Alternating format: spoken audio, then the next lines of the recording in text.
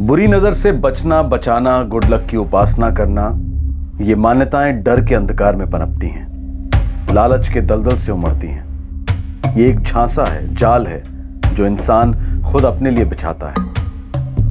ऐसी धारणाएं बिना दस्तक दिए इंसान को अंधश्रद्धा के बवंडर में धकेलती हैं और नतीजा विनाश।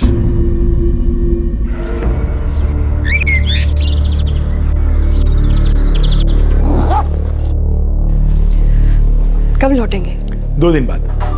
काय बाबा, दिवाली मिस करेंगे? सॉरी बेटा, क्या करें, काम ही कुछ ऐसा है। और मैं 14 को लौटूंगा ना। बाबा ये डील पोस्टपोन नहीं हो सकती क्या? नहीं गा, बहुत इंपॉर्टेंट डील है। बाबा डील इतनी इंपॉर्टेंट है तो मैं मालवान चला जाता हूँ। नहीं रे बाड़ा, ये डील मैं और सिर्फ मैं ही कर सकता हूँ। और यकीन मानो, इस डील के बाद में हमारी जिंदगियां हमेशा के लिए बदल जाएंगी। और 14 को जब मैं लौटूंगा तो एक मस्त पार्टी करेंगे। चला।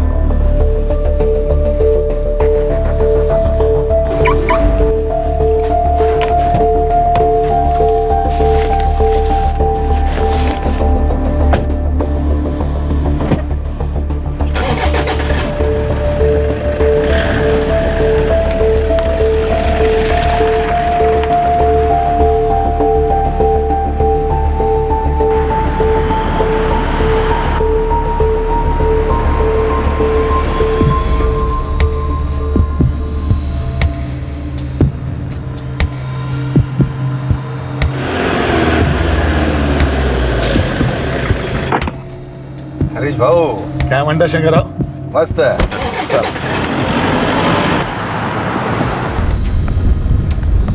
क्या बोला घर वालों को? बोला सोलापुर जा रहा हूँ। बाबा, डील वो भी सोलापुर में? अरे महेश, बहुत ही बड़ा डील है, नया मोटा डील।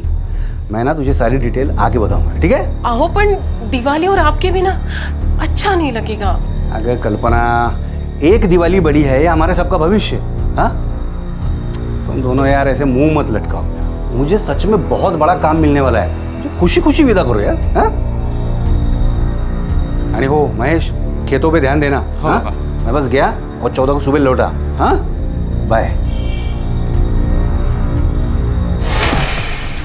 मिलिंद निकला क्या? 100 साल जिएगा अपना मिलिंद। वो देख, तूने नाम लिया और सामने खड़ा है अपना हीरो।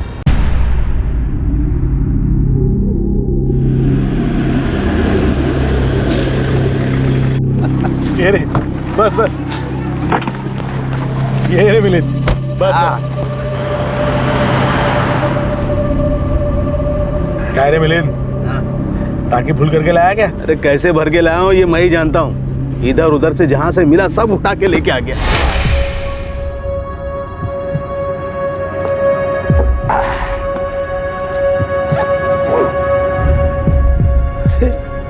ऐसे बघू नका रे, सच एक बहुत बड़ा काम करने के लिए जा रहा हूँ, लई मोटा काम है। पर एवढे पैसे मिलिंद, इतने पैसों का तुम क्या करने वाले हो? नागपुर में एक बहुत बड़ी पार्टी है, उसके साथ में एक डील होने वाली है। पर बाबा, दिवाली के टाइम पे कौन काम करता है? अगर मासी मुल्की, ये सब नसीब का खेल है। अभी ये डील के लिए ये इस टाइम फिक्स हुआ तो ये इस टाइम होगी। ये ले, ये ले, दिवाली में खूब पटाखे फोड़ना और 14 तारीख को लौटूंगा ना तो मिलकर पटाखा फोड़ेंगे, फुल धमाल करेंगे।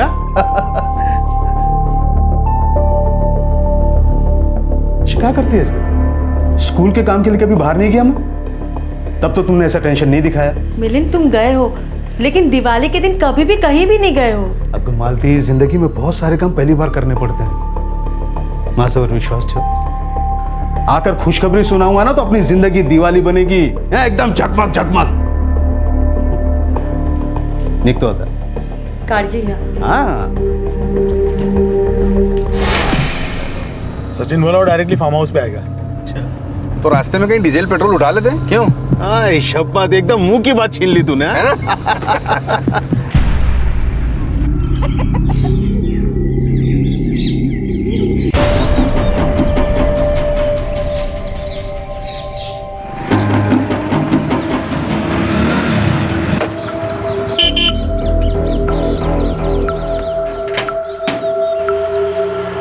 बोला, आलेत का हरीश भाऊ और बाकी सब? अभी तक नहीं, आते होंगे। अपन कौन? Sachin, gate to gate.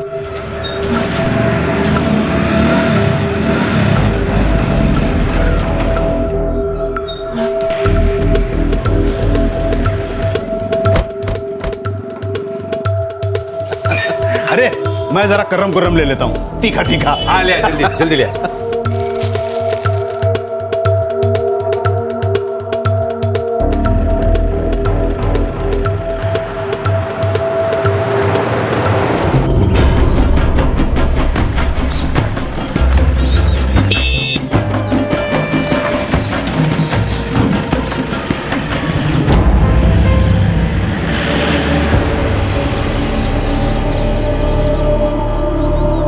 नमस्कार सर। क्या था तू? वो एक साहब आया। हाँ, हमारे साथी है वो, बैठा है ना उनको। जी सर। ये तेरी दिवाली बख्शिश। अब सीधे घर जा और मस्त दिवाली बना। हम लोग 14 की सुबह तक है यहाँ पे। मैं काका से बात कर लिया है ना, उनको 14 को सुबह में चाबी पहुँचा दूंगा। ठीक है सर। तू जा, ऐश कर जा। चल भाई, बैग ले। शाबाश।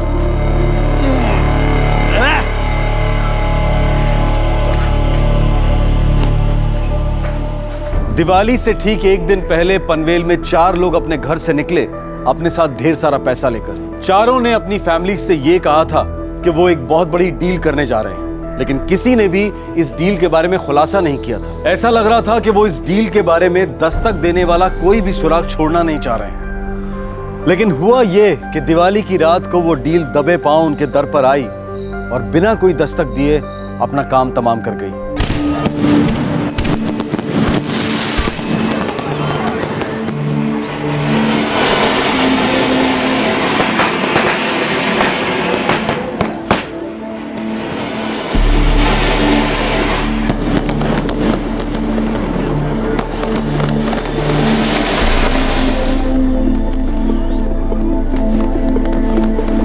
लक्ष्मी माँ, मेरे सचिन के सर पर हाथ रखना।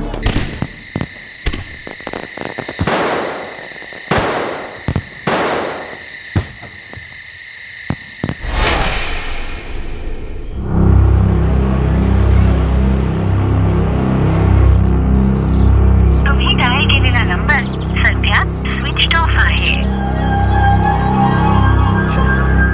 बाबा, हरीश दादा फोन नहीं उठा रहे। इसमें नई बात क्या है? पुल टाइट होकर पड़ा होगा। अरे मैंने उसको 10-10 बार याद दिलाया था। ये देख, 14 को दोपहर को फार्म हाउस पर पूजा है। दोपहर के पहले मुझे चाबी चाहिए। दत्तूला पाठोगा चाबी लेने के लिए, और साफ सफाई करने के लिए भी बोल देता हूँ। हाँ, तू दत्तूला सांग।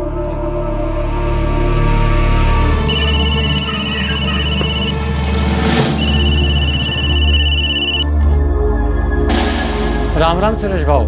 हाँ हेलो दत्तू, एक काम कर, फार्म हाउस पर जा और चाबी ले लेना। अहो साहब, उन्होंने कहा था आज सुबह ही वो माधव भाव को चाबी लौटा देंगे। अरे नहीं लौटाई, इसीलिए तो तुझे फ़ोन कर रहा हूँ ना। एक काम कर, तू जाकर चाबी ले लेना और साफ सफाई भी कर देना।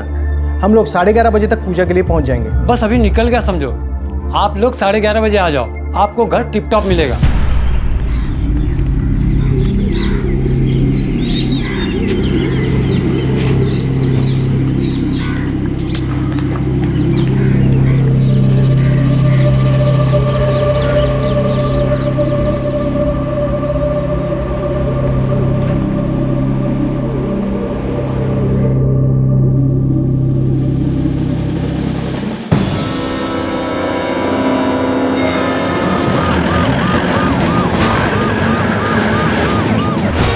साहब, या इधर इधर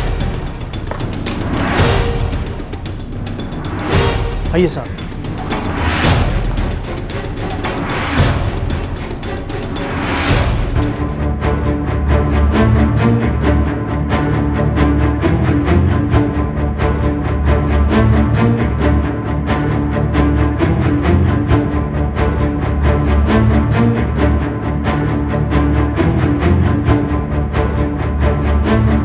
ये तुमसे फार्म हाउस है? जी, ये मेरा फार्म हाउस है और ये सभी हमारे पनवेल के रहने वाले ही है। दिवाली मनाने आए थे यहाँ? पता नहीं, इसने मुझे 12 तारीख को फोन किया था। 2 दिन के लिए चाहिए काका। आज और कल? हाँ, आज पहुंचूंगा और कल रात तक रहूंगा। दिवाली के दिन और तू घर पे नहीं है? अरे ऐसा कौन सा बड़ा काम आ पड़ा? बात ही कुछ ऐसी है काका, बहुत जरूरी डील होने वाली है। ऐसी डील तो जिंदगी में एक ही बार होती है, दिवाली का क्या है, वो तो हर साल आएगी। मुझे अकल मत सिखा। ये देख, तू परसों है ना 14 को सुबह मुझे फार्म हाउस की चाबी लौटा देना। तू तो जानता है ना, हर साल दिवाली के बाद हम फार्म हाउस पर पूजा करते हैं। और 14 को दोपहर को मैंने पंडित को बुला के रखा है, समझा? हो काका, मैं 14 को सुबह सुबह ही चाबी लेकर आपके घर आ जाऊंगा, फिर साथ में बैठ के चाय पियेंगे, बराबर? आज सुबह हरीश दादा चाबी लौटाने नहीं आए, तो मैंने हमारे वॉचमैन दत्तू को चाबी लेने के लिए भेजा। ये यहाँ आया और इसने ये सब देखा। वॉचमैन हो, ड्यूटी पर क्यों नहीं थे? साहब, हरीश भाव ने दिवाली बख्शीश दी और बोले घर ही जा, दिवाली मना, और बोले 14 के पहले मुंह मत दिखाना। यहाँ कुछ पक रहा था, चौथा आदमी सचिन गांवकर मिसिंग है। वो साहब, वो आदमी यहाँ सबसे पहले पहुंचा था।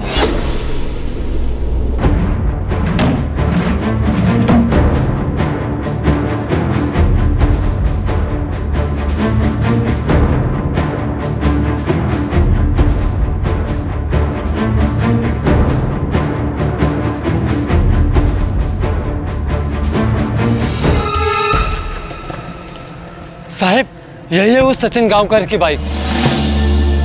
अजीब है, उसकी बाइक तो यहाँ है लेकिन आदमी यहाँ नहीं। कहीं ऐसा तो नहीं है कि सचिन ने ये कांड किया है या फिर बाइक छोड़कर भाग गया? इंस्पेक्टर साहब, मैं अभी हरीश की पत्नी और उसके बच्चों से बात की। उन्हें जब ये पता चला तो बहुत रोने लगे बेचारे। हरीश की पत्नी कह रही थी जब वो घर से निकला तो बहुत सारे पैसे लेकर निकला था। साहब, शंकर और मिलिंद भी घर से ढेर सारे पैसे लेकर निकले थे। साहब, फार्म हाउस के पीछे भी एक लाश पड़ी है।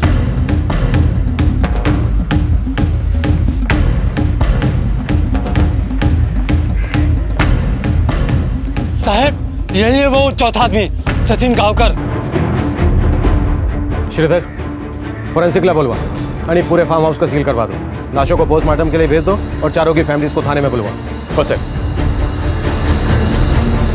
4 कत्ल हुए थे, ये सभी फार्म हाउस आए और मौत के घाट उतारे गए। पहले पुलिस को शक हुआ कि शायद इन चारों में से किसी एक ने जुर्म किया है, लेकिन फिर फार्म हाउस के पीछे उस चौथे आदमी की भी लाश बरामद हुई। 4 निर्दयी हत्याएं जिसने सारे पनवेल और पड़ोसी शहर मुंबई में आतंक की लहर दौड़ा दी।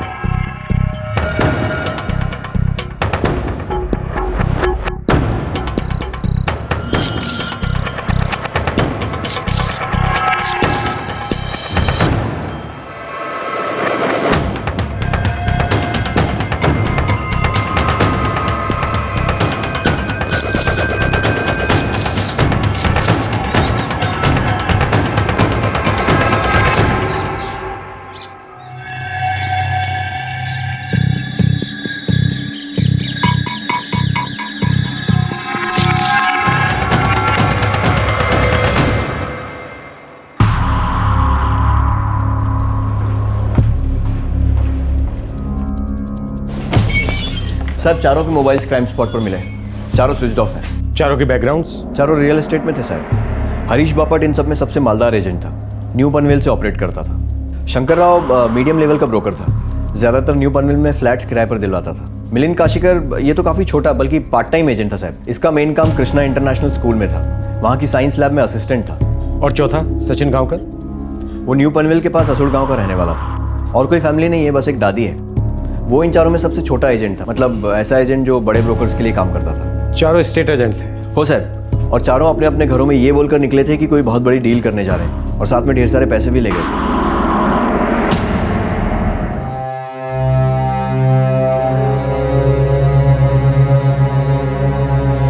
मेरे बाबा ने पूरे 7 लाख रुपए इकट्ठे किए थे, सारे पैसे अपने साथ ले गए।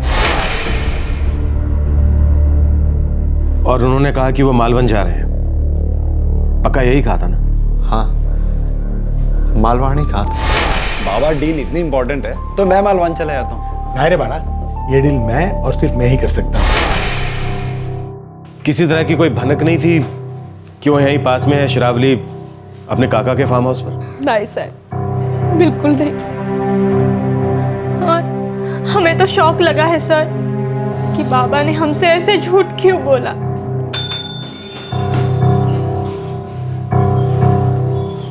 इनमें से हरीश बापट के कपड़े कौन से हैं?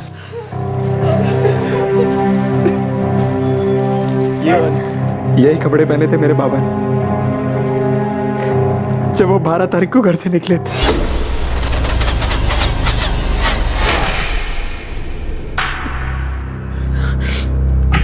साहब सोलापुर जा रहा हूँ ऐसा बोलकर गए थे घर से। घर से कितने पैसे लेकर गए थे? तकरीबन 6 लाख रुपए सर। फोन किया था दिवाली के दिन? नहीं साहब, मैंने उनके फोन पर काफी ट्राई किया पर उनका फोन स्विच ऑफ आ रहा था। साहब ये यही कपड़े पहने थे उन्होंने जब वो घर से निकले थे। बाय।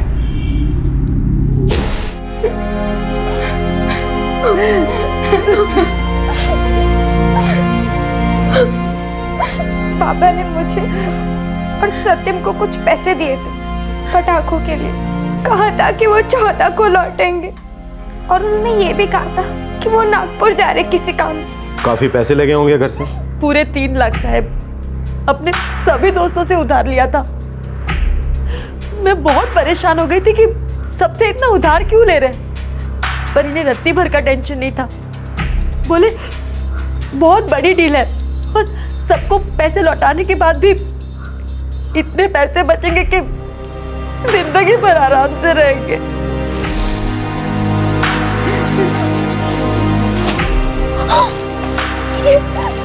ये तो मेरे पापा के कपड़े। निक तो होता काळजी घ्या। हाँ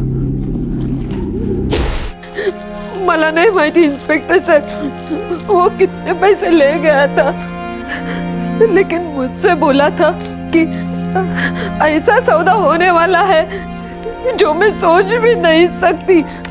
मैंने लक्ष्मी माँ से प्रार्थना भी की थी उसका ये सौदा अच्छी तरह से हो जाए। वो मेरे बेटे और बहू का एक लौता था। क्या बोल कर गया था कि कहाँ जा रहे हैं सौदे के लिए? पुणे।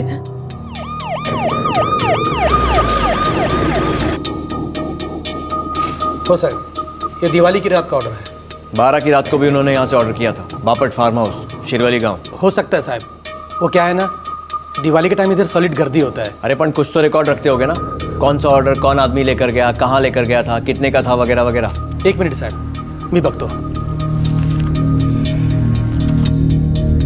हो साहब, बापट फार्म हाउस में 12 और 13 को रात का खाना गया था। ऑर्डर करने वाला का नंबर 44568798, यही नंबर दिया था पार्टी ने। डिलीवरी बॉय को बुलाओ।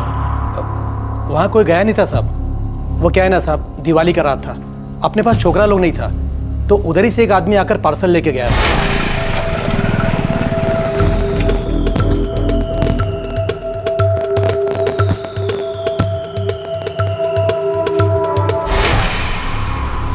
कैसे आया था? उतना तो मेरे को याद नहीं साहब। वो क्या है ना, मैं गल्ला छोड़कर कहीं जाता नहीं।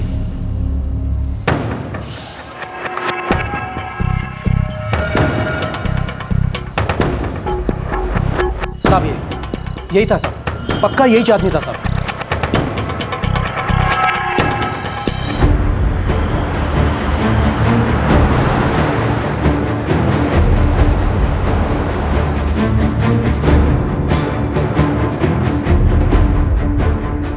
ये तीनों थे साहब, और ये इधर बाजू में चकला लेने को गया था।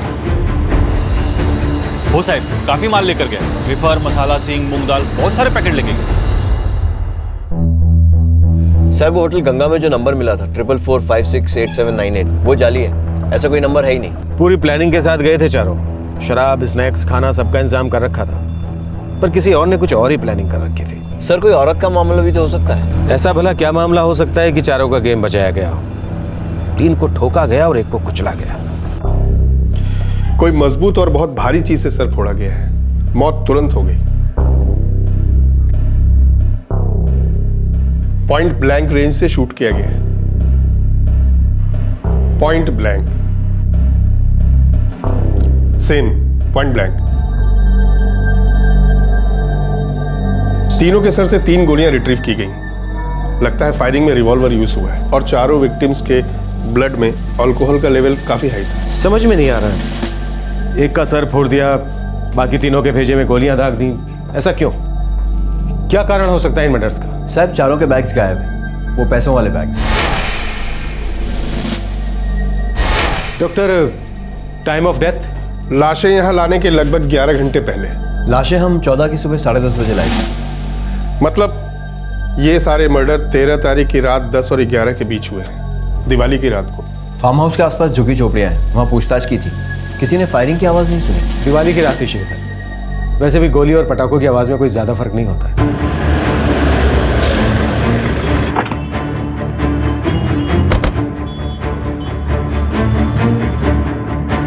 साहब, हरीश भाव ने मुझे इस डील के बारे में एक शब्द भी नहीं बोला। एक्चुअली मुझे बहुत अजीब लग रहा है। हरीश भाव मुझे हर डील में शामिल करते थे। कोई डील होने वाली होती तो मुझे जरूर बताते।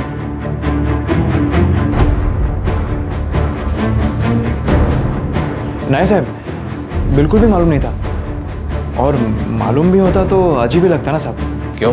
क्योंकि कापसे जी तो मोस्टली फ्लैट्स भाड़े पे चढ़ा के ब्रोकरेज कमाते थे। हाँ, एक आध फ्लैट बेचे भी होंगे, लेकिन ये कैसी डील होने वाली थी मेरे को तो खरा नहीं लगता साहब, सच में।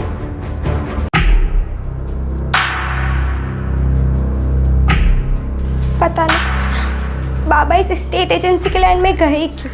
एक्चुअली उनका काम तो स्कूल में था, लैब में सर्विस करते थे मेरे बाबा। ये तो उनका पार्ट टाइम था। वो ज़्यादातर हरीश भाव और कापसी जी के साथ ही काम करते थे। मिलिंद का खुद का कोई ऑफिस नहीं था। और ये सचिन गांव का? सचिन दादा बाबा से मिलने घर आ जाया करते थे, पर हम उनके बारे में कुछ ज़्यादा नहीं जानते।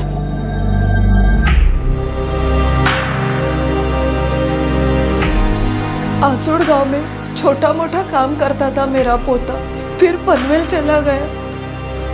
उधर थोड़ा बड़ा काम मिल गया, पर उसके काम का कुछ पक्का ही नहीं था। कभी महीनों घर पर या फिर कभी फोन पर बातें चलती रहती, पर तुम्हाला सांगते उसका काम कभी समझा ही नहीं कभी समझा। हरीश बापट के साथ शंकर राव कापसे के 6, मिलिंद काशीकर के 3 और सचिन गांवकर के पता नहीं। क्या यह भी हो सकता है कि वाकई में कोई डील होने वाली थी और किसने डबल क्रॉस किया? साहब हरीश का सर फोड़ा गया था और बाकी 3 ठोके गए। यह भी तो हो सकता है कि पहले तीनों ने हरीश को मार डाला, फिर उसके पैसे लिए, फिर लालच ने मौत का तांडव खेला। तीनों में से किसी एक ने बाकी 2 को मार डाला। फिर गोली चलाने वाले ने गिल्टी फील किया, डर गया, मेंटली अनस्टेबल हो गया और सुसाइड कर लिया। साहब अगर हम ये एंगल लेकर चलते हैं तो मेरा सबसे पहला शक सचिन पर जाता है, क्योंकि शंकर राव, मिलिंद और हरीश इन तीनों की बॉडी घर के अंदर मिली। और सर अगर ऐसा है भी तो फिर वो पैसे से भरे बैग्स कहाँ हैं? और देखो 12 और 13 तारीख को इन चारों के सेल फोन स्विच ऑफ थे। हो सर, दिवाली के दिन इनकी फैमिलीज ने इनको कांटेक्ट करने की कोशिश की थी, पर बात नहीं हो पाई क्योंकि सबके cell phones continuously switch off थे। श्रीधर, यहाँ एक बात और गौर करने वाली है। मालवन, सोलापुर, नागपुर और पुणे, चारों ने अपनी अपनी फैमिलीज को झूठ बोला। सिर्फ एक आदमी सच्चाई जानता था कि हरीश कहां जा रहा है, वो है उसका काका माधव बापट। करेक्ट।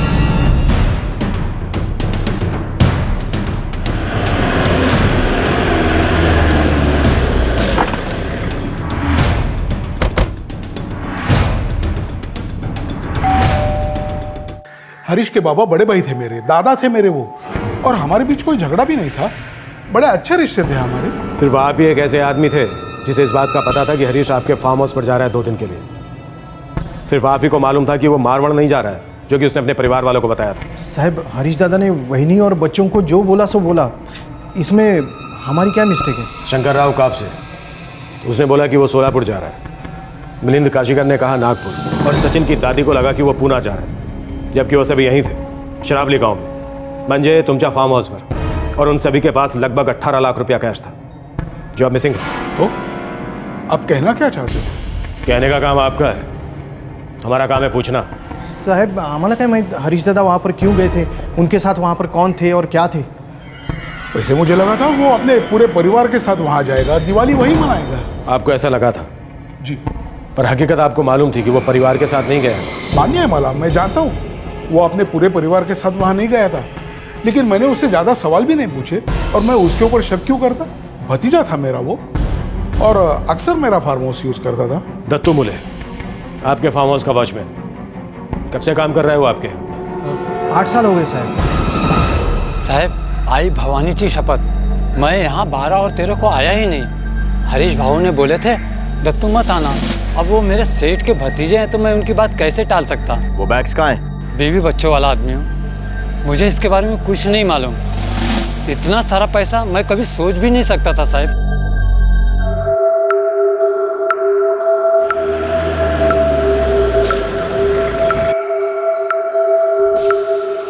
नमस्कार साहब, लड़की बिड़की का कोई सीन शॉट नहीं था, एक मुजरा नहीं बोले तो लावनी तक नहीं, कुछ नहीं था। स्टेट एजेंट थे, जमीन का लफड़ा भी तो हो सकता है। अरे साहब, अपने पूरे पनवेल एरिया में जमीन क्या एक फ्लैट तक नहीं बिक रहा, बोले तो धंधा भयंकर मंदा है। वैसे ये आधे से ज़्यादा स्टेट एजेंट तो दिवाली के टाइम पे अपना दुकान बंद करके रखे थे, लेकिन मैं बहुत अंदर तक गया, पूरा अंदर तक गया, लेकिन इन चारों के इस सौदे के बारे में अपने को उड़ती बिड़ती क्या, अरे कोई तैरती तक खबर नहीं मिली साहब। एक बात कहूँ साहब, ये जो कांड है ना, ये कुछ और ही है।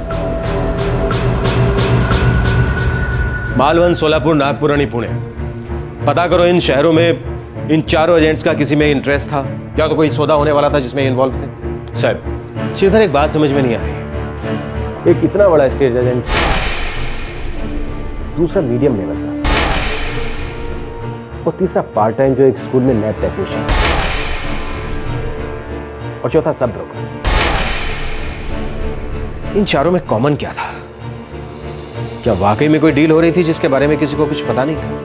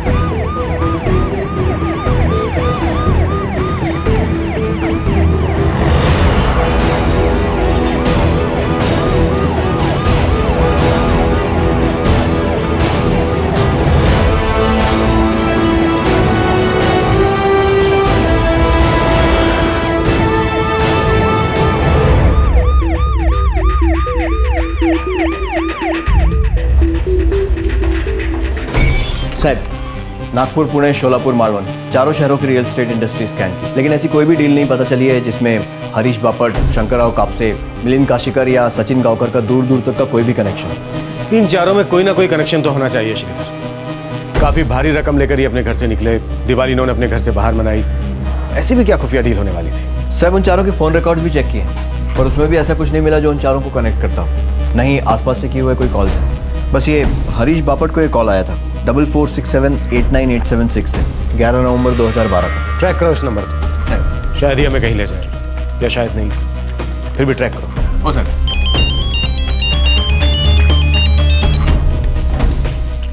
हेलो, हमने पूरा फार्म हाउस अच्छी तरह स्कैन किया है, कुछ इंपॉर्टेंट डिटेल्स निकल आए हैं। मैं तो रहस्यमय डील, गायब पैसा, 3 एक तरह से और एक अलग तरह से की गई हत्या, ये सारी बातें पुलिस को एक डेड एंड पर ले आई थी। लेकिन अब फोरेंसिक स्कैनिंग से एक बिल्कुल नया एंगल उभर कर आया इस केस में। पता चला कि इन 4 एस्टेट एजेंट्स हरीश बापट, शंकरराव कापसे, मिलिंद काशीकर और सचिन गांवकर के अलावा कोई और भी था जो इस डील के बारे में जानता था। मर्डर्स के दौरान इन चारों के अलावा कोई पांचवा भी था वहां पर। कोई ठोस सुराग? यस, क्राइम सीन को जब इन्वेस्टिगेट किया हमने तो मुझे खाने के 4 प्लेट्स मिले डाइनिंग टेबल पर। अब 4 प्लेट्स देखना तो अज्यूम करना आसान है कि घर पर 4 लोग थे, पर एक बात मुझे खाई जा रही थी कि 4 लोग थे और चारों के चारों मरे हुए पाए गए। इसलिए मैंने किचन को बारीकी से स्कैन किया।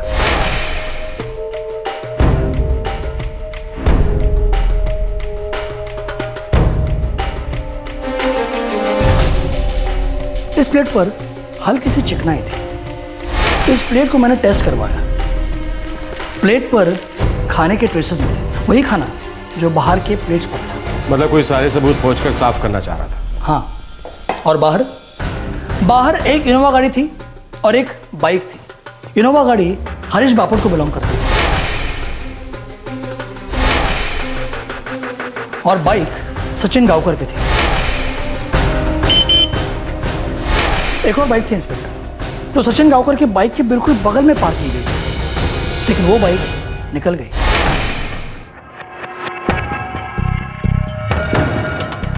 ऐसा हो सकता है कि सचिन गांवकर की बाइक यहां वहां गई हो इससे पहले कि सचिन खाना लेने गया था। इसलिए मैंने टायर के निशान को बारीकी से स्टडी किया। I will be surprised to know inspector, ये दोनों निशान एक ही बाइक के नहीं हैं। मतलब वहां कोई और भी था जो इस फार्म हाउस की मीटिंग के बारे में जानता था? बिल्कुल, शायद वो इस डील के बारे में भी जानता होगा, वरना ये लोग उसके साथ खाना क्यों शेयर करते? शायद ड्रिंक्स भी शेयर किए होंगे, लेकिन वो 5वां ग्लास हमें नहीं मिला। मतलब ये 5वां इन चारों की या इनमें से किसी एक की पहचान वाला था? ये 5वां जानता था कि ये चारों यहाँ मिलने वाले? क्या ये भी हो सकता है कि इस 5वें ने ही ये मीटिंग प्लान की हो?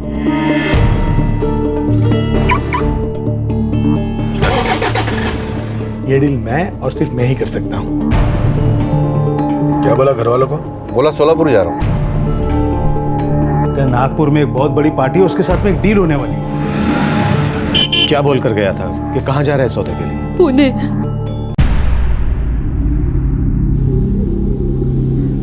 इन्होंने हमसे झूठ क्यों बोला कि मालवान जा रहे हैं? सच कहूं तो मुझे भी अजीब लगा। हरीश अपने दोस्तों के साथ फार्म हाउस जाने का प्लान बना रहा था और हमें से किसी को शक भी नहीं हुआ। या फिर उसे किसी ने कहा होगा कि इस डील के बारे में घर वालों को भी मत बताना। किसी और को पता चल गया होगा। ये चारों बहुत सारा पैसा लेकर फार्म हाउस मिलने वाले हैं। पर इसी में क्या बात थी कि चारों ने अपने घर वालों से झूठ बोला और चारों अपने साथ इतनी मोटी रकम लेके गए? झूठ बोलने के पीछे कोई प्लान चल रहा था इन चारों का। वो ड्रिंक्स की बोतल, वो खाना, कोई तो प्लानिंग चल रही थी। शायद प्लानिंग कोई और ही कर रहा था।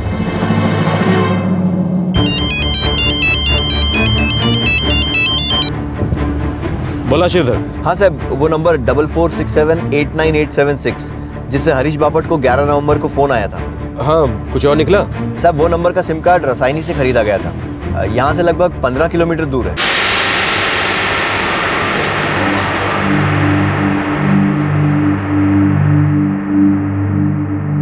सिम किसके नाम पर है? साहब कोई नीलेश आंबेकर है, मोहपाड़ा गांव काटकरवाड़ी, रसायनी का रहने वाला है। तो मिलते हैं इस नीलेश आंबेकर से।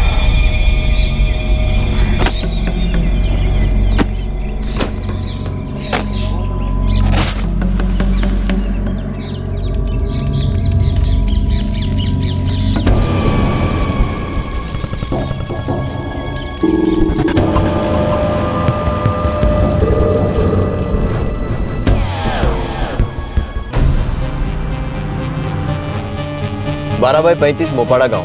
ये नीलेश आंबेकर भी एस्टेट ब्रोकर है। इसकी सारी इन्फॉर्मेशन निकाल ली है सर। रियल एस्टेट ब्रोकर उन चारों की तरह। अब पता ये लगाना है कि क्या यही वो 5वां आदमी है जो उस रात फार्म हाउस पर था।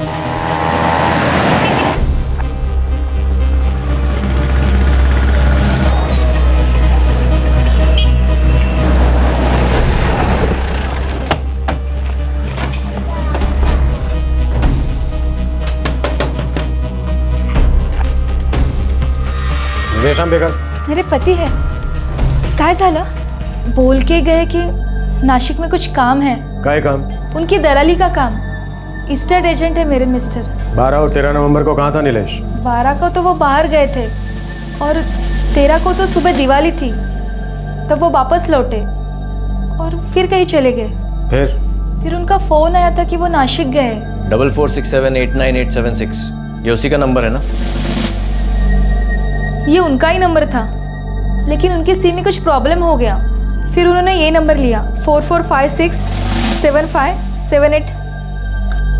13 नवंबर को कहाँ था नीलेश? पता नहीं है मुझे, वो काम से बाहर जाते हैं तो कभी कभी 1-2 दिन वही रहते हैं, घर नहीं आते। आज 18 नवंबर है, उसे घर से गए 5 दिन हो गए। इन 5 दिनों में उसने कितनी बार फोन किया तुम्हें? 14 को सुबह किया था और बीच में एक बार किया था। ये जो नंबर तुमने दिया स्विच ऑफ है। साहब मुझे पता नहीं है कि माजरा क्या है, उनके मोबाइल का कुछ प्रॉब्लम है और हम इतने पैसे वाले नहीं है कि हमेशा मोबाइल ले ले दूसरा, इसलिए सिम ही बदलते रहते हैं। नाव का है तुमचा? गायत्री आंबेकर। अगर तुम्हारा पति तुम्हें फोन करता है तो उसको बोलो हमसे आकर मिले और फोन के तुरंत बाद हमें बताओ। अगर ऐसा नहीं किया तो हमारा शक यकीन में बदल जाएगा। कैसा शक?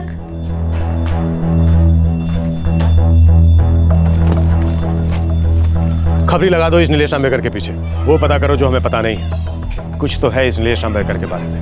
नीलेश आंबेकर? नहीं साहब, मला माहित नहीं, मैंने सुना भी नहीं। आप इनके असिस्टेंट नामदेव से पूछ लीजिए, उसे शायद पता हो। काय जाला है?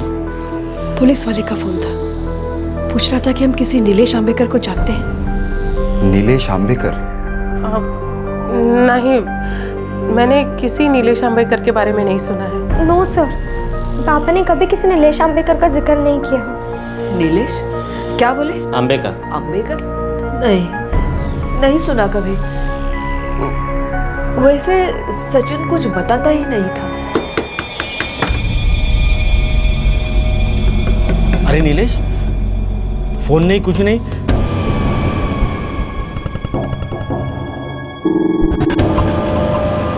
किधर है? गायत्री ने फोन किया था पूछने। अगर फिर से उसका फोन आया ना तो उसको बोलना नहीं मैं आऊँ। काय रे बाबा, कुछ लफड़ा तो नहीं ना किया तूने? अरे नीलेश, तू चुप क्यों है? तेरे घर पे पुलिस क्यों आई थी? अरे कायतरी बोल। नीलेश, वो 4 एजेंट जिनका मर्डर हुआ पनवेल में, उनके साथ तेरा कुछ चलता था ना?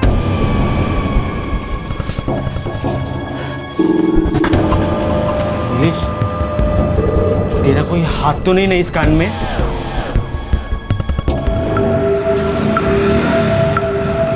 नमस्कार साहब, हथियार के मार्केट में रिवॉल्वर की तो कोई खबर है नहीं साहब। और वैसे भी अगर ये लाइसेंस की रिवॉल्वर होती तो आपको पहले ही दिन पता चलता ना साहब। इस नीलेश आंबेकर के बारे में क्या खबर है? रासायनिक के सभी स्टेट एजेंटों से गुपचुप तरीके से बात की है। ये लोग तो बोल रहे हैं कि ये जो नीलेश आंबेकर है एकदम पूजा पाठी आदमी है और जो भी काम करता पूरा ईमानदारी से करता। और एक बात को लेकर सब लोग हैरान है साहब कि नीलेश आंबेकर पिछले 1 हफ्ते से गायब है, कोई पता नहीं है। और वैसे क्लाइंट लोग भी इसे ढूंढ रहे हैं। इन चारों के मर्डर के साथ कोई कनेक्शन काम का था साहब, सभी स्टेट एजेंट थे, लेकिन मर्डर के साथ कोई कनेक्शन नहीं मिला अभी तक तो नहीं।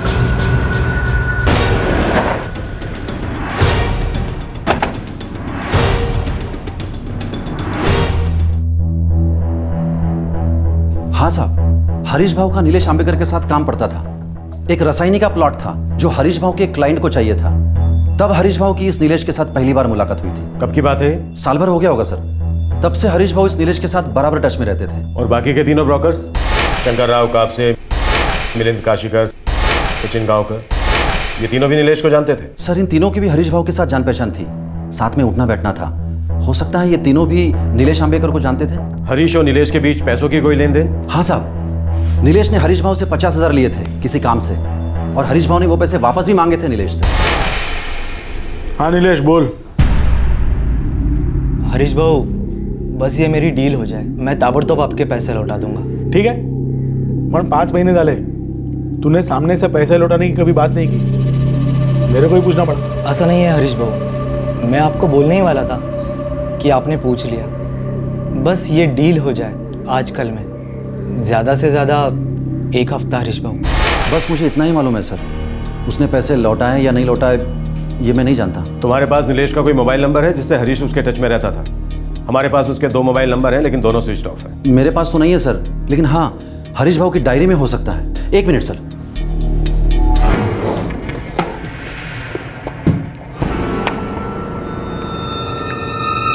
सॉरी सर, इसमें तो नंबर नहीं है। लगता है हरीश भाव के मोबाइल में स्टोर हो सकता है नंबर। कोई बात नहीं, मुझे डायरी चाहिए। Sir thank you.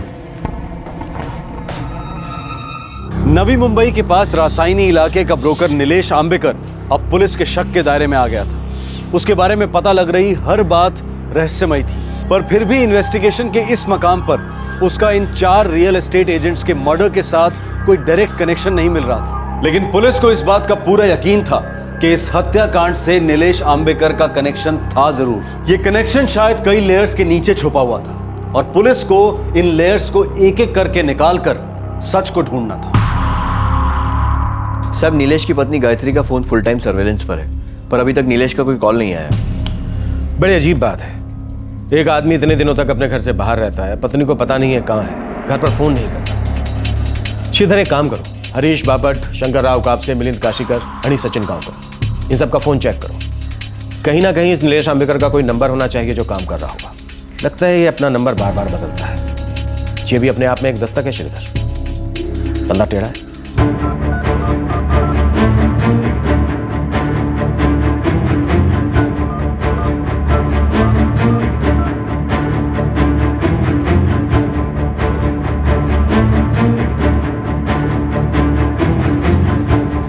नहीं सर, मैंने चारों के मोबाइल चेक किए पर नीलेश के नाम का कोई नंबर नहीं है। ये भी अजीब है ना, हरीश बापट के साथ उसका पैसों का लेना देना था, बाकी तीनों के साथ भी उठना बैठना होगा, पर किसी के पास कोई नंबर नहीं है। साहब, इतनी बार नंबर बदलने वाले के हो सकता है एक से ज्यादा नाम भी हो। शायद किसी और नाम से जानते थे इसे या पुकारते थे।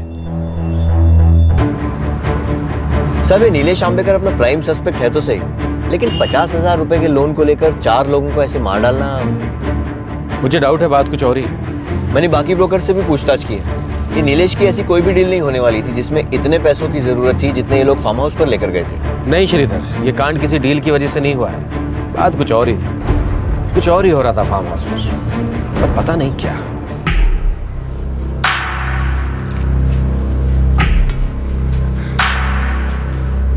आई पुलिस कह रही थी कि जमीन की कोई डील ही नहीं हुई थी। मग तेरे बाबा ने सबसे इतना कर्जा क्यों लिया था?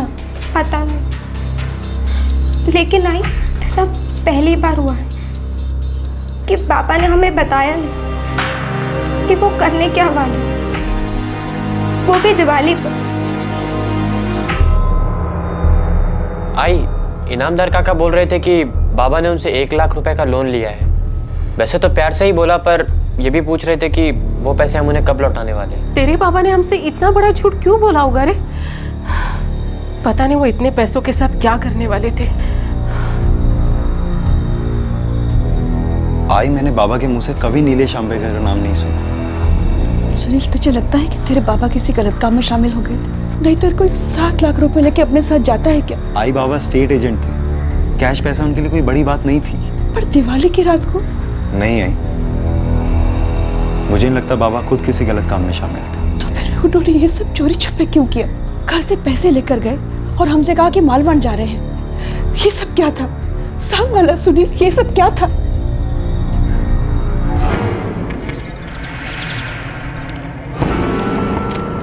बाबा, रसायनी का कोई ब्रोकर है, पुलिस को उस पर शक है।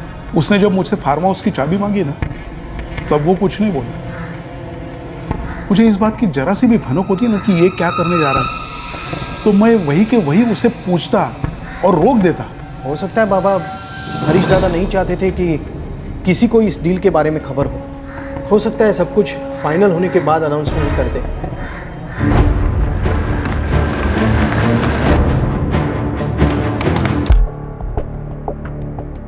देवाशपथ सांगते साहब, उन्होंने मुझे कोई फोन नहीं किया, कोई संदेशा नहीं, कुछ नहीं। मैं खुद परेशान हूँ उसके लिए। कितने नाम है तुम्हारे पति के? काय? तुम्हारा पति कितने अलग अलग नामों से जाना जाता है? काय बोलता तुम्ही साहब? मुझे तो उनके किसी दूसरे नाम के बारे में कुछ पता नहीं है। तुम क्या फोन दिया?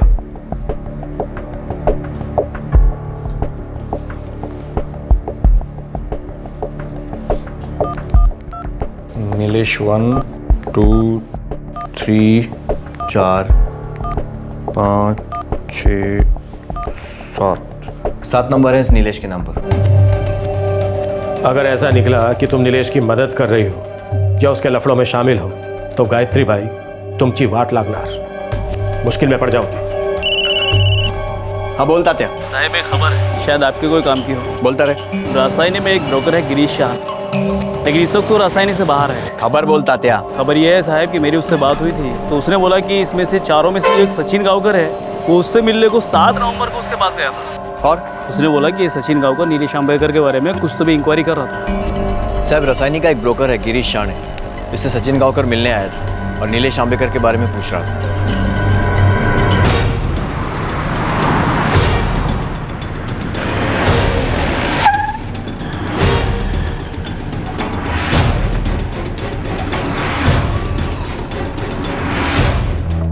सचिन गांवकर को कैसे जानते हो?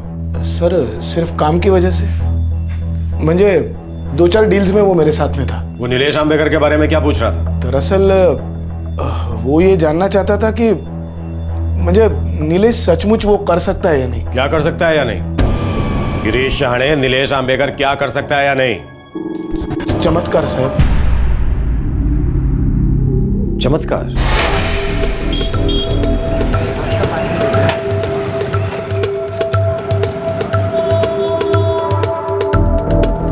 बक सचिन, मैंने अपनी आंखों से तो नहीं देखा है पर सुना तो है। बोलना क्या सुना है? यही कि जबरदस्त पूजा पाठी आदमी है, धर्म कर्म में भी सॉलिड मान है उसका, और वो कर्म कांड का भी काफी ज्ञान है, और कुछ चमत्कार उमत्कार भी कर सकता है। और मैंने सुना है कि वो पैसों की बारिश भी करवा सकता है। क्या सच में होती होगी पैसों की बारिश? क्या पता है यार, ऐसा किसी के पास कोई सॉलिड सबूत नहीं है, पर कुछ लोगों ने उसे नाम दे दिया है कुबेर बाबा। मतलब कुछ लोगों ने देखी होगी पैसों की बारिश का चमत्कार, नहीं तो ऐसे ही नाम क्यों रखेंगे? मुझे लगता है उनके पास कोई अद्भुत शक्ति जरूर है। मैंने सिर्फ सुना है भाऊ। कुबेर बाबा? साहब चारों के मोबाइल में इस नाम से सेम नंबर स्टोर था, कुबेर बाबा।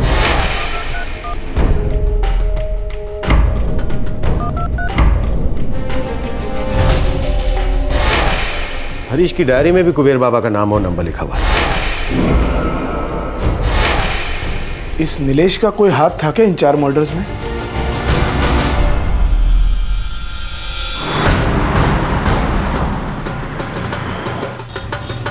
नीलेश के घर पर 24 घंटे नजर रखवाओ। इसकी एक फोटो नासिक पुलिस को भेज दो, वहां इसके लिए लेटर अलर्ट जारी करवाओ। हर एक गेस्ट हाउस, लॉज, होटल सब छान मरवाओ। सर नीलेश की पत्नी गायत्री को थाने में हाजिर करवाओ तुरंत। तो सर कुबेर बाबा, क्या ये चारों कभी इस कुबेर बाबा के किसी झांसे में फंसे थे? ठीक है नीलेश, कब तक घर नहीं जाएगा तू?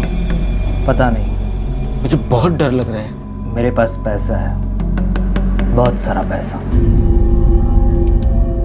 नीलेश आंबेकर उर्फ कुबेर बाबा अब प्राइम सस्पेक्ट नहीं रहा था, बल्कि अब वो एकमात्र सस्पेक्ट बन गया था। पुलिस को अब कोई शक नहीं रह गया था कि यही वो 5वां आदमी था जिसने दिवाली की रात को 4 एस्टेट एजेंट्स को जान से मार डाला।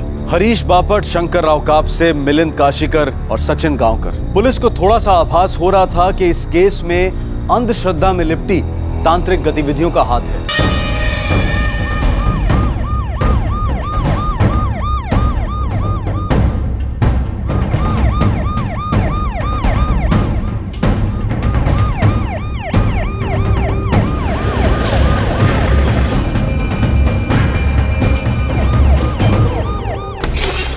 नहीं सर, पूरा नासिक खोद डाला, नहीं मिला। उसकी पत्नी को ले आओ, गायत्री आंबेकर। हो साहब कुबेर बाबा के नाम पर जो नंबर मिला था वही नंबर गायत्री आंबेकर के फोन में नीलेश नंबर 6 के नाम पर सेव था।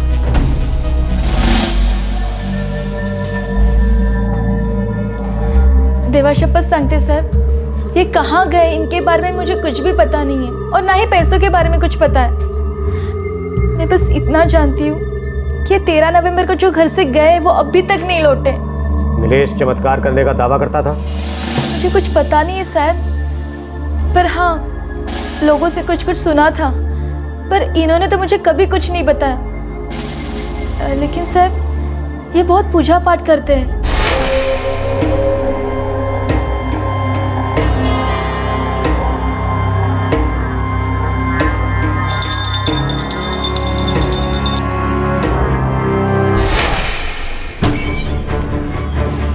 16 नवंबर को तुमने 4467656554 पर बात की थी। ये नंबर किसी गणेश केंकरे का है। ये इनके दूर के चचेरे भाई हैं।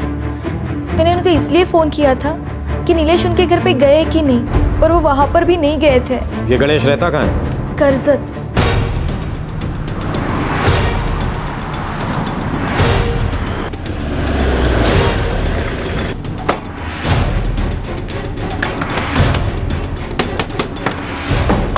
नीलेश आंबेकर कुठे आहे?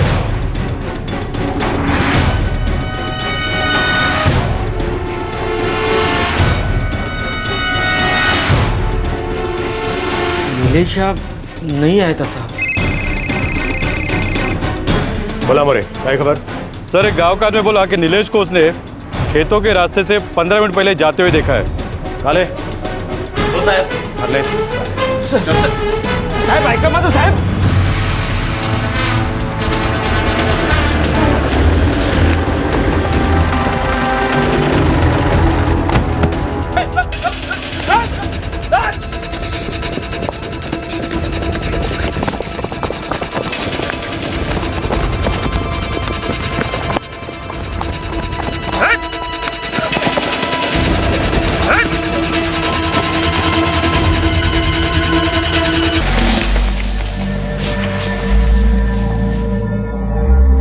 साहब 13 लाख है, पर अभी भी काफी मिसिंग है। नीलेश, अब जल्दी से बता दे कि तेरा प्लान क्या था। A to Z सब। तेरा टाइम शुरू होता है अब।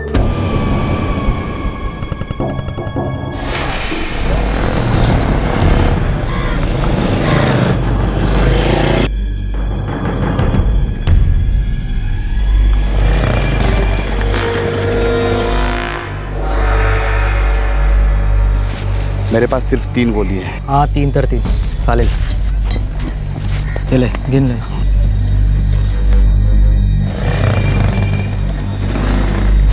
नागेश रावते नाम है उसका, वो पनवेल में रहता है। तूने उन चारों को कैसे मारा और क्यों? हरीश बापट ने मेरा जीना हराम कर रखा था। मेरे 50,000 दे, मेरे 50,000 दे, हर बात पर 50,000। पैसे तो तूने सिर्फ हरीश बापट से लिए थे ना? बापट से मैंने 25 लिए थे, बाकी काशीकर, कापसे और सचिन से लिए थे। तूने उन चारों को इतने पैसों के साथ फार्म हाउस पर बुलाया, उन्होंने अपने अपने घर पर झूठ बोला। तूने इस सब के लिए उन्हें मनाया कैसे? और इस तरह हुआ इस केस का खुलासा। विश्वास नहीं होता, कंप्लीटली शॉकिंग। पर सच यह है कि नीलेश आंबेकर ने इन 4 एस्टेट एजेंट्स पर ऐसा जादू चलाया कि उन लोगों ने अपने घर वालों से झूठ बोला, अपने सभी सोर्सेज से भारी अमाउंट उधार लिए और एक जगह का इंतजाम भी कर लिया। अब सवाल यह था कि नीलेश की मोडस ऑपरेंडी क्या थी, उसने कौन से चालाक पैंतरे अपनाए थे और क्या था उसका हुक्म का इक्का।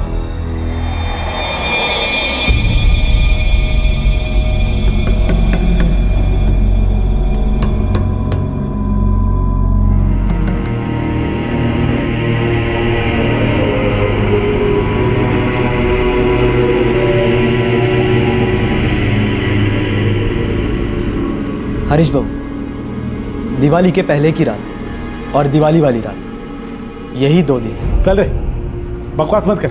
ठीक है, राहु दे। अगर आप लोगों को बकवास लगता है तो भूल जाओ। वैसे भी ये काम मैं सबके लिए नहीं करता हूँ। ये तो कुछ कुछ लोगों का संजोग होता है, और वो भी जब सही समय आता है तब बस हो जाता है।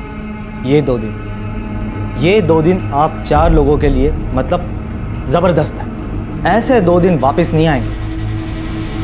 ऐसा समझ लो कि आप लोगों की फसल पूरी तरह पक गई है। मैं बस एक मुट्ठी ऊपर फेंकूंगा और ऊपर से 2 मुट्ठी भरकर बरसेंगे। आप लोग यही सोच रहे ना कि फिर मैं फटीचर क्यों? क्योंकि मैं सच का कुबेर बाबा हूं। ये विद्या का वरदान मुझे ऊपर से मिला है। मैंने कहीं सीखा भी का नहीं है। मैं सिर्फ दूसरों का भला कर सकता हूं, खुद का नहीं। और इसका गलत इस्तेमाल कभी से। लेकिन ये सब तेरे को मालूम कैसे पड़ता है? मेरे अंदर एक थरथर होती है। मैं जब यहाँ आपके दरवाजे पर आया तभी वही थरथर मेरे अंदर हुई। और फिर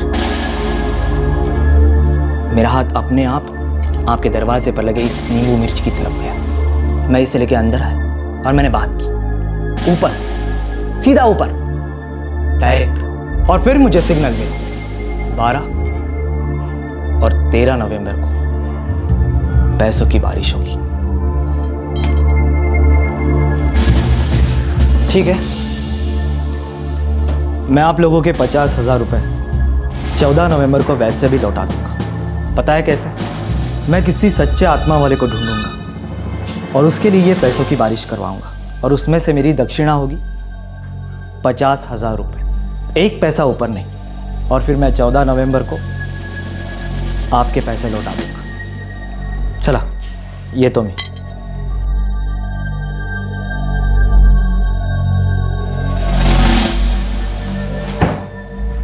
हरीश बाबू, ये आदमी मतलब है क्या? ये आदमी सुना है बहुत पूजा पाठी आदमी है, रोज पूजा करता है। पिछले 5 महीने से हमारे पैसे तो लौटा ही नहीं है।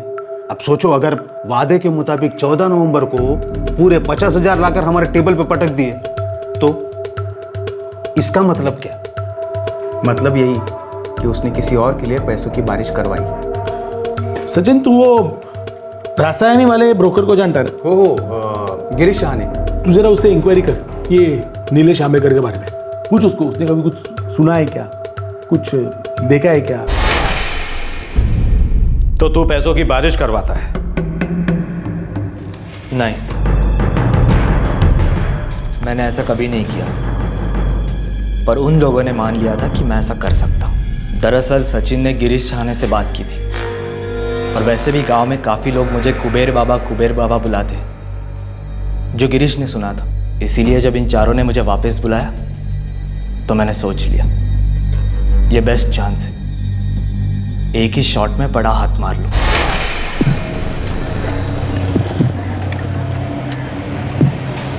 हे बस नीलेश, हम लोगों ने आपस में बात की और सोचा कि ट्राई करने में हर्ज क्या है ना? तू करा हमारे लिए पैसों की बारिश। जरूर करूंगा, लेकिन एक बात है हरीश बाबू, और आप 3 लोग भी सुनो, कुछ नियम पालने होंगे। मानिए, अगर इतना सा भी कुछ इधर उधर हुआ तो सब भंग हो जाएगा, क्योंकि ऊपर की शक्तियां हम पर नजर रखती हैं, हमारी परीक्षाएं लेती है। काय नीलेश बाबू, मतलब सीधे बोलो ना, हम लोगों को करना क्या होगा? ये जो शक्तियां है ना, उन्हें पैसों के बीज डालने पड़ते हैं। वो शक्तियां उन बीजों के साथ खेलती है और फिर जब मंथन होता है, जितना मन करे फेंक देती है, हो जाती है बरसात। डालना कितना पड़ता है? हाँ। हर एक बीज अंकुरित होती है क्या? नहीं ना। अब वैसा है, अगर आपने 1 लाख डाले तो कभी कभी 75,000 बरसेंगे, तो कभी 1.25 लाख बरसेंगे। अब जितना ज्यादा डालोगे उतना ज्यादा बरसेगा, बरोबर है ना? तो अब पहली शर्त, जो बन सके, जितना बन सके, जैसे बन सके ले आओ, लेकिन हाँ, चोरी नहीं, छल कपट नहीं, डेयरिंग से जितना पैसा ला सकते हो ले आओ। दूसरी शर्त, इस पूरी दुनिया में आप 4 लोग और आपका माध्यम मैं 5, हम 5 के अलावा अगर इस 12 और 13 तारीख की रात को होने वाले इस पैसों की बारिश की पूजा के बारे में किसी को भी पता चला तो सब खत्म हो जाएगा, फिनिश। इतना ही नहीं, पैसों की जगह खून बरसेगा। एक बार कैंसिल कर दो, परवाह नहीं, पर अगर किसी ने मुंह खोला तो फिर सोचना भी मत। तीसरी और आखिरी शर्त, जगह सुनसान होनी चाहिए, कोई शोर शराबा नहीं, साफ और सुंदर। तुम्हारी तीनों शर्तें हो जाएंगी। तो फिर ठीक है, आप सच्चे दिल से काम ना करो और बाकी सब मुझ पर छोड़ो। पैसे बरसेंगे हरीश भाऊ, और देखना कैसे बरसेंगे। आज और कल? हाँ, आज पहुंचूंगा और कल रात तक रहूंगा। बाबा, डील इतनी इंपॉर्टेंट है तो मैं मालवान चला जाता हूँ। ये डील मैं और सिर्फ मैं ही कर सकता हूँ। बाबा, डील वो भी सोलापुर में? ये महेश, बहुत ही बड़ा डील है। नागपुर में एक बहुत बड़ी पार्टी है, उसके साथ में एक डील होने वाली है। ये मिलित, बस हाँ। बस।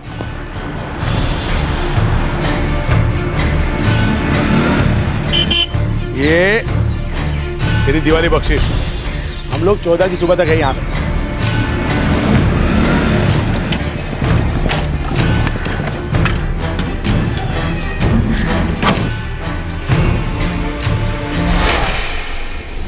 वाह रे ढोंगी बाबा वाह, क्या झांसा दिया ना, खूब उल्लू बनाया। और हैरत है कि वो इस बकवास पर विश्वास कर बैठे और गवाह दी जा रही।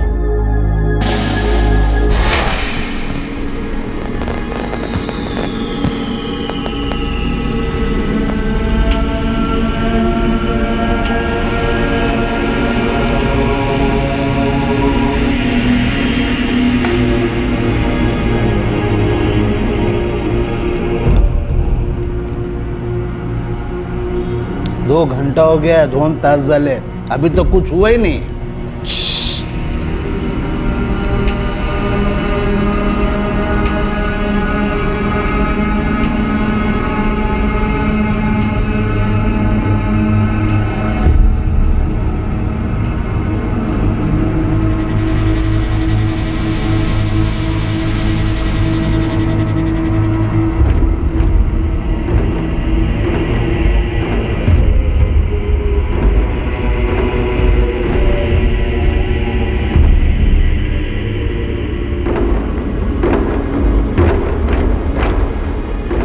अरे ये कसली पूजा है रे, ना आग न घी न कुछ, ऐसे पूजा दिल से की जाती है मिलिंद भाऊ। आपको क्या लगता है ये जादू टोना तंत्र मंत्र से चमत्कार होते हैं? वो सब बकवास है, टीवी में दिखाते सब। लेकिन असली चमत्कार जबरदस्त श्रद्धा से होते, सच्चे दिल से होते। और आपको पता है ये भी एक साइंस है, ये फालतू नहीं है। काय झालं? क्या हो? क्या हो? हरीश भाऊ आज नहीं होना, आज नहीं हो सकता। म्हणजे मुझे शक्तियों से सिग्नल मिला है, आज कुछ भंग हुआ है, पर कल के दिन ऐसी पैसों की बारिश होगी जो आज तक कभी नहीं हुई। ये नीलिया, ये तेरी शक्तियों ने बोला था ना 12-13 को बारिश होगी, तो आज 12 है, करा ना बारिश। ए निळे, तू अब बारिश करा चल साल्या, अभी क्या अभी बारिश करा साल्या चल। मिलिंद भाऊ, शंकर भाऊ, ऐसी बात मत करो, ये शक्तियां हमारे आसपास है, शांत रहा। Sorry sorry sorry. माझं पण सॉरी। होगी, कल होगी। इन शक्तियों ने मुझे संदेशा दिया है, कल बारिश होगी, कल बारिश होगी। मैं क्या बोलता है, बहुत भूख लगा है, खाना मंगा देना कुछ। हाँ चलो यार, चिकन तंदूरी खाया बहुत। नहीं, ये सब कुछ नहीं आएगा, खाना मैं ऑर्डर करूंगा। आप लोगों की हालत ठीक नहीं है। बाहर इधर होटल गंगा है, उधर से मंगा ले।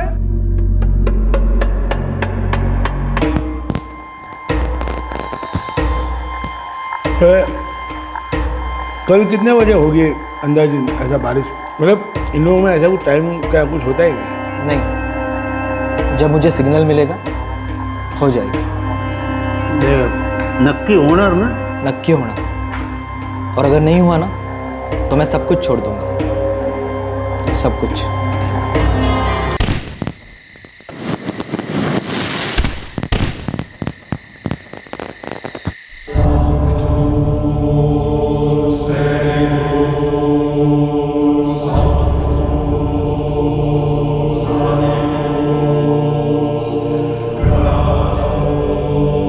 ये 4 घंटे हुए, अभी तक ऊपर से इसका बारिश तो छोड़ एक बूंद भी नहीं गिरा है। मैं क्या बोल रहा हूँ, इंदली से ना ये हमको उल्लू बना रहे ये। Sorry sorry sorry sorry sorry. चलो मैं खाना लेकर आता हूँ, पता नहीं लेट नाइट बारिश होगी शायद।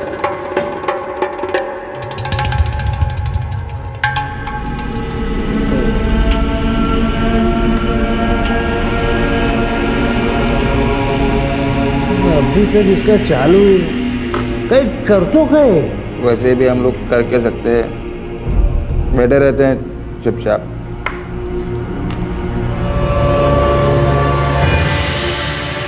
क्या हो किधर किधर जा रहा है?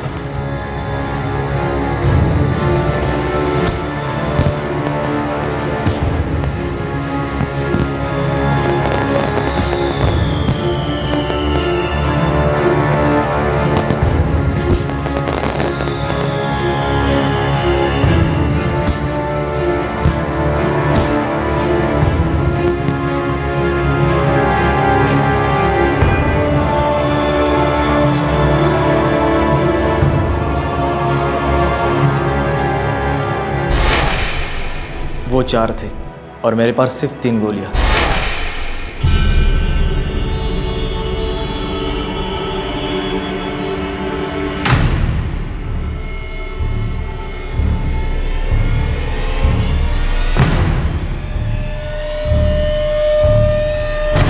ये निलिया, ये चल बस कर, चल बंद करिए। तेरा क्या सब नाटक लगा है हमको मालूम नहीं, समझा ना? तेरे को बहुत भारी पड़ेगा, बहुत भारी पड़ेगा तेरे को, याद रखना। ये इतना सब पैसा हम लोग तेरे लिए लेके आए इधर हैं? हम दिवाली के दिन पे हमारा घर परिवार को छोड़ के इधर तेरे घर में आया है। क्या नाटक है तेरा, ये हमको कुछ मालूम नहीं है, समझा ना? ये बस कर चल। ये तेरे को पूछ रहा है मैं, ये तेरे को पूछ रहा है, जवाब देना, नहीं से काट के नीचे बजाएगा ना तेरे को।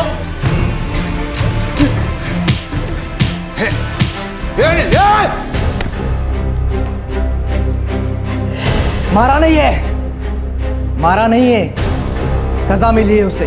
शक्तियों ने मुझे माध्यम बनाकर आप तीनों के लिए संदेशा भेजा है। शांत रहना, अब हरीश भाऊ पर पैसों की वर्षा नहीं होगी। इनका पैसा भी तुम तीनों बांट लो। बोलो, बारिश करवाऊं? ये नीलेश मेरे को मेंटल लग रहा है। नहीं मेरे को ये नहीं चाहिए। ये बारिश गई तेल लगाने, मैं नहीं रुकेगा इधर। मैं पुलिस को नाम बताएगा मैं।